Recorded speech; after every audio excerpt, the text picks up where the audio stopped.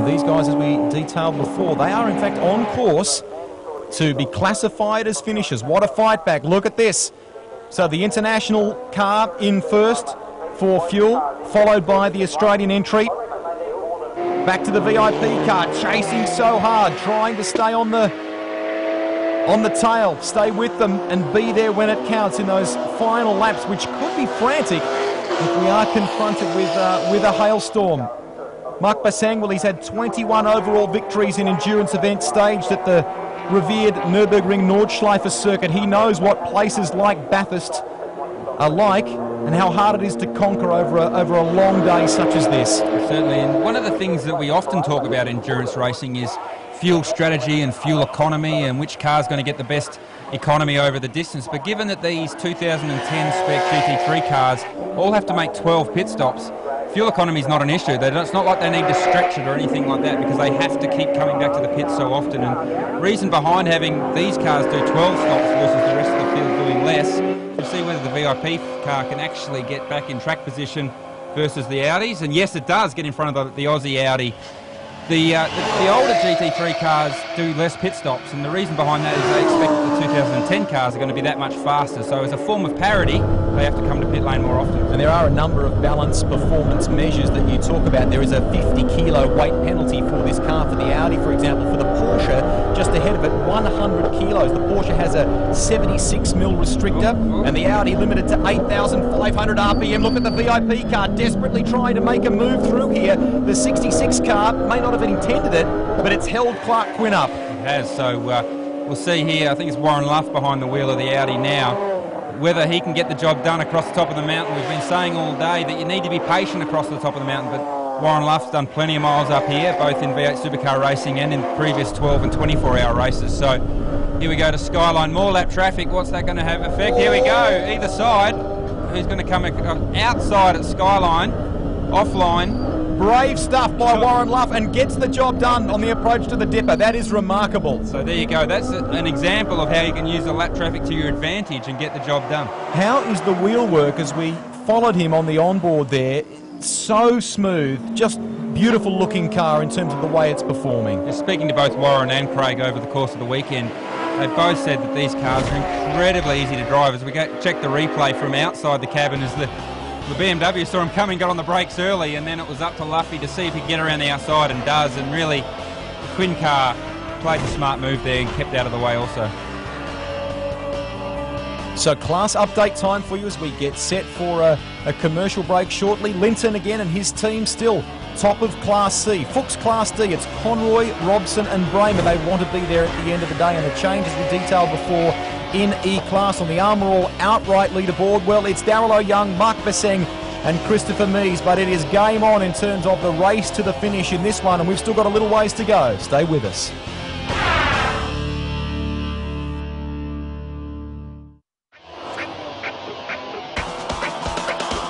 We welcome you back to Mount Panorama at Bathurst. This is the continuation of the Armour All 12-hour. Started at 6:15 a.m. just as the sun was starting to pop up this morning, and it will finish at 6:15 at night time. Looking at the leader, the relatively new leaders in E-Class there, Garth.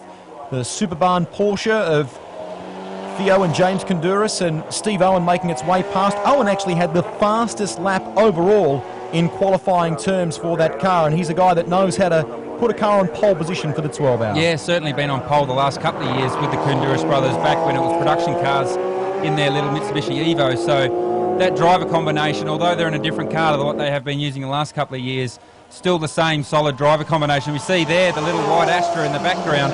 They're the guys that are racing this BMW for class lead in Class E, and we've seen all day that the Astra has been leading, but then had an ABS issue and went into the wall at Forest Elbow. So those guys are fighting back. It'll be interesting to see how that plays out. Definitely. And in the background there, coming through the traffic, is the Darryl O'Young Audi with Mark Basseng and Christopher Mees. As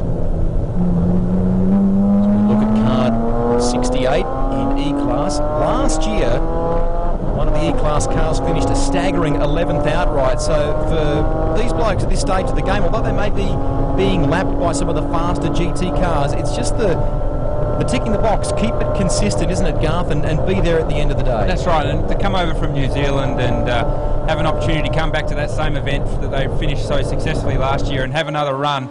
It's great for those guys. We see here the VIP Pet Foods car straight up the inside, a pretty graphic demonstration of the closing speed at the end of Conrod Straight. I guess the point we made before was the interest from Europe potentially in the 2012 race. There could be some more interest from just across the ditch as well, with other race teams likely to be here for next year's race. Looks like a pit stop happening for that car. We turn our attention back to Clark and Tony Quinn, the car that they're running with Craig Baird. Clark and Tony, in fact, as we were suggesting before, won't run this 2010 car. They can't under the current 2010 Australian GT rules, so they'll be using the Aston Martin and a Mosler that they have in the stable.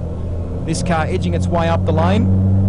The 90-second compulsory stop incidentally starts from the moment you enter that final part of the pit lane entry there and you come into the garages. See on board here, making sure we get nice and close so the refueling hose can reach the refueler. Take the steering wheel off, makes it easy for a driver change. All looks pretty cool and calm, doesn't it? As I guess as it should be. Even if for blokes like you, the heart rate is up when the pit stops happen. That's right. Making sure that we see here refilling the drink bottle. Obviously a 12-hour race, want to make sure that the drivers are well looked after through the event. So not only giving the car a drink, but give the driver a drink as well. That wind appears to have settled somewhat. It was very strong before on the Armour All pit straight. And here's the VIP car now in.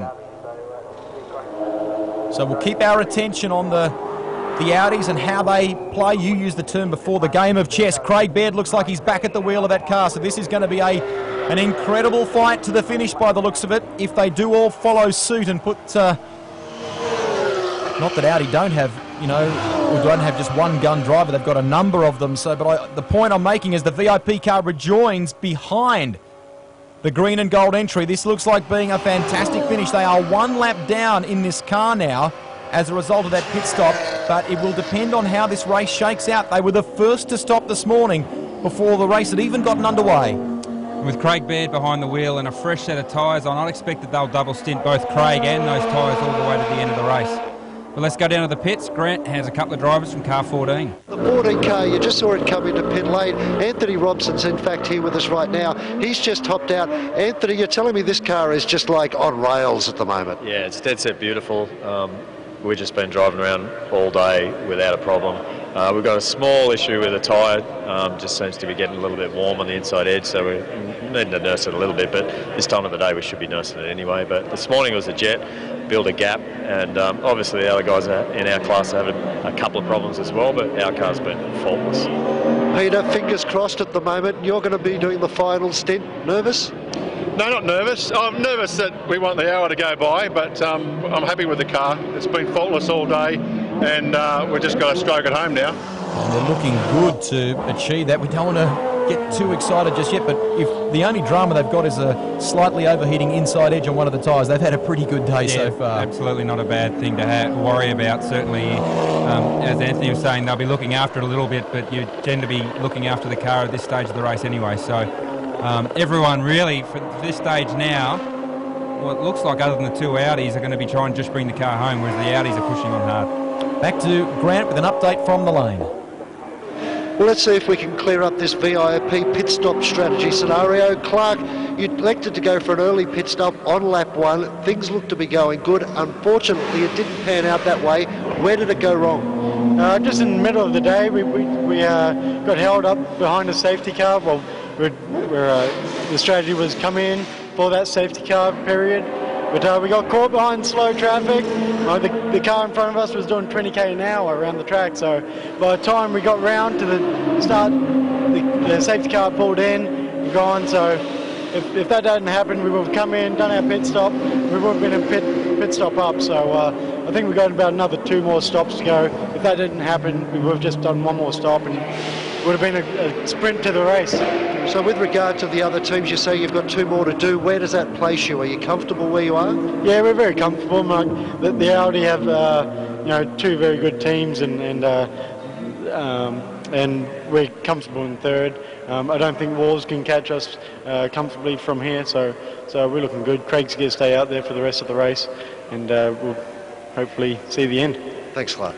No worries. Bye. And judging by the attitude on the car, Craig Baird is absolutely attacking here at the moment. It's a beautiful car. No doubt Porsche back in Germany will take more than a little bit of interest in this car and the likes of Barton Moore, Greg Crick and what David Wall have done here. And perhaps we may even see a factory effort from them in 2012. Wouldn't that be a nice thing to have on your wish list?